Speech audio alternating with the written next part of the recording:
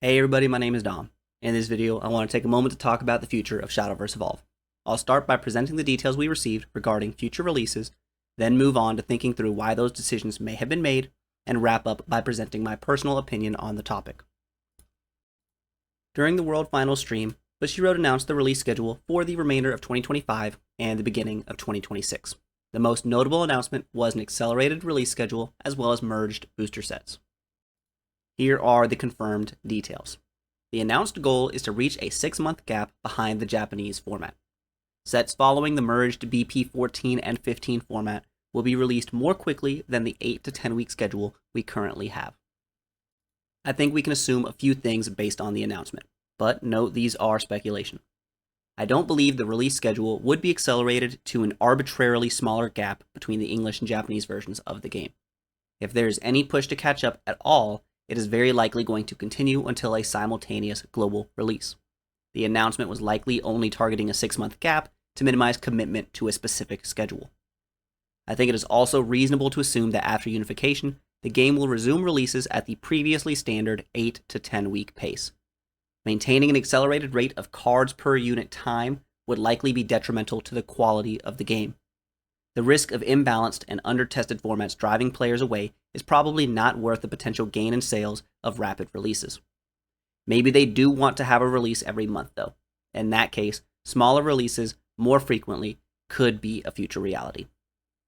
Why might Bushiroad or Cygames be making this decision? I can think of a handful of reasons. Some have more merit than others, and the true reason should be some combination of the following. Real-world calendar sensitivity might be a contributing factor. The Seaside Memories set is a summer-themed set that is scheduled for release in October. Maybe they would prefer a summer release for a summer set. It released late September in Japanese, so maybe that's not that big of a reason. Set 13 has 2 winter-themed SP cards. Without the announced merge with Set 12, those Set 13 SP cards would be releasing after the December holiday season in English. I could see a sales team wanting to get those moved to a release window before Christmas. Without a unified release schedule, this type of release-to-season mismatch would continue to occur. Another form of real-world time sensitivity, and what I think is most likely the largest driving factor behind this decision, is Worlds Beyond and the potential for collabs and cross-promotions between the physical and digital games. If Cygames wants to release a card in physical to coincide with a Worlds Beyond character, there are some power level issues. If the card is designed to be strong in the Japanese format, but they want to release it in English as well, it could be overpowered and harm the English format. Alternatively, it could be designed for the English format and be too weak to be relevant in the Japanese format. I doubt they would double their work and design cards unique to each format to get around that problem. Unifying the formats would alleviate this issue. Maybe the collaboration is just an alt art. I could see Cygames wanting to have that card be from a new release, but then the card wouldn't exist in the English format. If they choose a card that is legal in both, the pool of cards to choose from that is desirable in both formats might be too small. Again, unification would fix this issue. A more extreme extension of this would be if Cygames wanted to release a set of the same theme in paper and digital at the same time. This could potentially have a purchase incentive, like physical packs coming with codes for digital ones, to try to get players invested in both games. This wouldn't really be possible if the English format is lagging behind, or it would only work in one market. A reason for acceleration that I hope isn't the case is that the physical game is approaching the end of its lifespan. Let's say, following the release of Set 16, Cygames announces that Set 17 will be the final set. How would the English player base react? Would people be interested in spending money on Set 10 or Set 11? Of course, some people would, but sales on the whole would likely be lower. It makes sense to push out sets more quickly in the English format to cash in on sets that have already been designed, rather than making an announcement that could drive away players and decrease sales. I am optimistic that the game isn't going to be ending anytime soon, but that future reality might be on Cygames' mind, and they could be preemptively unifying the formats to prepare for that. I know some people really want simultaneous releases. Maybe Cygames has determined that the percentage of players that do want it is sufficiently high enough, and sufficiently higher than the amount of players that do not want it, that they feel it is correct to service the players in favor of unification. I doubt this would be the only reason to accelerate releases, but it is the type of contributing factor that could give Cygames the confidence to make this potentially risky decision. Other TCGs are also making the push to unify, or are starting from set 1 with synchronized releases. So maybe market research is suggesting that Shadowverse should do the same. As far as benefits to the player go, I think most will be hit or miss depending on the person. I would guess that the number one reason some players want to catch up to the Japanese format is the desire to play unsolved formats. There is a somewhat common sentiment that the English format is just following the JP meta, that we have no exploration or discovery phase. I don't entirely share that feeling, so I don't want to pretend to know exactly why people dislike being behind the JP format. I do want to pose a few questions that demonstrate why I don't inherently have an issue with retreading older formats. First, are the formats even solved? When a format is only 8 weeks long, can you say for certain that it is completely understood? You can definitely find strong decks quickly. Maybe you can even confidently point at 2 or 3 contenders for best deck in format. But can you confidently flesh out tier 2? Are you certain there aren't underexplored decks? Are there reliable matchup charts for every deck in the format?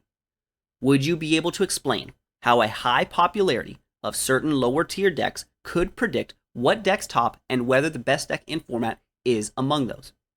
What is the bar for a solved versus unsolved format? I don't know. I'm not even sure those questions I asked are directly related to the state of being solved. I can't define what a solved game entails in the context of hidden information games rather than perfect information games. Maybe one of y'all knows. Second, does a format being solved matter? This question might not necessarily have a single answer. I think depth of a game and type of game matters for this one. Tic-tac-toe is a solved game, and I don't particularly enjoy playing it. Connect 4 is a solved game, but I wouldn't mind playing a game or two with a friend at a cafe or something like that. As long as you have fun while playing a game, that's all that matters. That brings me to the next question. Does something being solved matter if you do not personally have the solution? Chess and Go are theoretically solvable. They are perfect information games. But no human being has that solution, and even if they did, would they be able to execute a perfect game in a timed setting? If a Shadowverse format were to be solved, but you did not have the solution, how would that be different from the format being unsolved? Honest question. I personally see no difference, but maybe someone else does.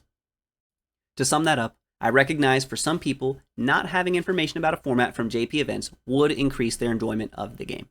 I do not personally understand that feeling and do not gain an increased enjoyment of the game from synchronized releases in that way. There are some other potential benefits. There's no real card reveal season for the English format, only the Japanese format. When new cards get dropped on the Japanese reveal stream, you know you need to wait a year to play with those cards, barring sims and proxies, of course. I can sympathize with that, but it doesn't bother me much. Over a year, I can usually forget about reveals and get excited again around release time. I have more of an issue with the release gap when it is too short to forget about a card, but long enough for the excitement to die down. Community feeling. If you like feeling a sense of community, especially on a global scale, I could understand unified formats being more appealing. If the World Finals was truly a World Finals, that would be cool. I'm not super partial to the idea, but I can see the appeal. A bit of a weird benefit, and it might not even be a benefit, is market behavior related to a card's performance in a future format. For example, Armed Dragon has never been a super cohesive archetype, or at least Levitating Dragon hasn't seen much play alongside the other armed cards, which were used in an aggro dragon shell.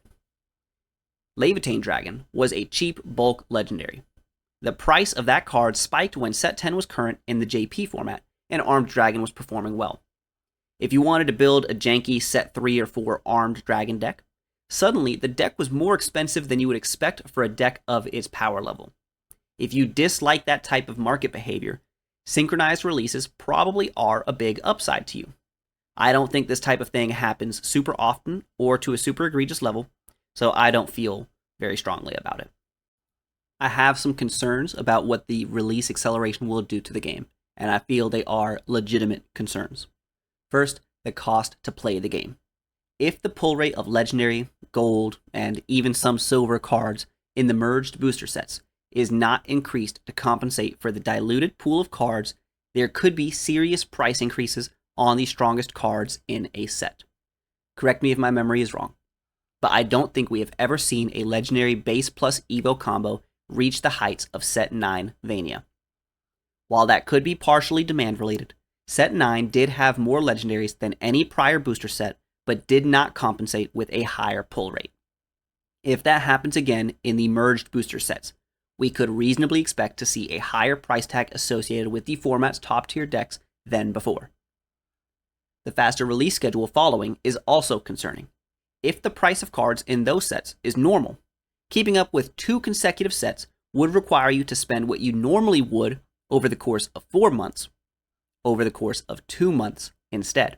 So while the price might stay the same, the cost to stay current would double relative to your personal life. The longevity of your purchase is also a concern.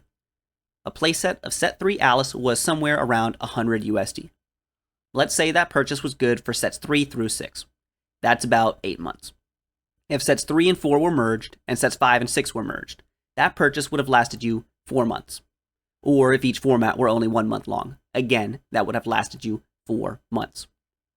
Let's say there's a deck that comes out in set 12, that is good in set 12, good in set 13, but falls off in set 14.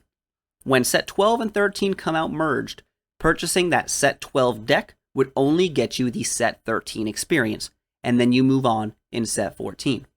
Speaking for myself, that hypothetical set 12 deck better be cheap or I'm not touching it. Objectively, you receive less use of your purchase in the accelerated schedule than the normal one. Whether it's still worth it to you is a personal decision, but I can't expect making purchases have less longevity would be good for the growth of the game. Now, if Bushy Road and Cygames make sure that the cost of the game doesn't increase during this accelerated period, this could all be a non-issue. I don't want to doom about the game ending soon, but I don't want to ignore the potential either. There is no way of knowing right now if we are heading in that direction. The feeling of buying cards for a game that I don't know will be lasting much longer sucks. On a related note, as someone with zero interest in Glory Finder, all of the art being used for exclusive cards feels like they're burning the candle at both ends. The art for the physical game is taken from the digital game. It is not an infinite supply, so Glory Finder receiving cards that could be used for the standard format eats into the pool of available art. Maybe Worlds Beyond will have enough cards to continue supporting Evolve without this being an issue, but maybe they'll have to start commissioning art specifically for Evolve. I know there are a small number of cards like that already, Cheshire Cat being one, but would Cygames be willing to do an entire set like that? I don't know. So then I wonder, are Cygames using these arts for Glory Finder because they know Evolve will not last long enough to need them? Are they cashing in on the art they already have? A similar thought to what I said earlier about cashing in on already designed sets. Optimistically, we could interpret the investment of that art into Glory Finder as Cygames being happy with Glory Finder and considering it a worthwhile use of the art, that they have plans for the sets moving forward, or that Worlds Beyond will in fact be enough to sustain the physical game. We just have to wait and see. All of those concerns there were somewhat rooted in speculation. They could be complete non-issues in reality. What is not speculation? What is not a non-issue is that we are skipping formats. I love this game. I want to play the game more, not less. English will not have a set 12 format. It will not exist. The merged sets are set 13 and set 15 formats.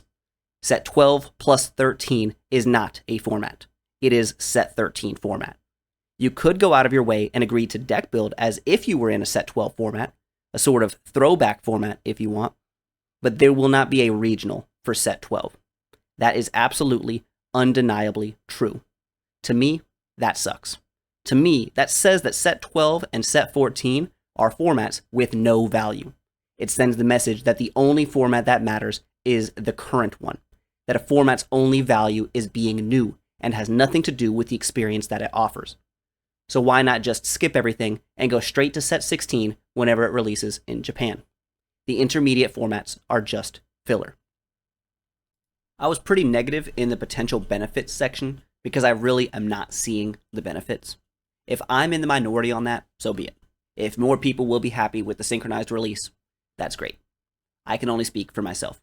And for myself, there are absolutely 0 genuine positives, a handful of serious, reasonable concerns, and 1 massive issue. That maths out to me that this just sucks. I do want to end on an optimistic note.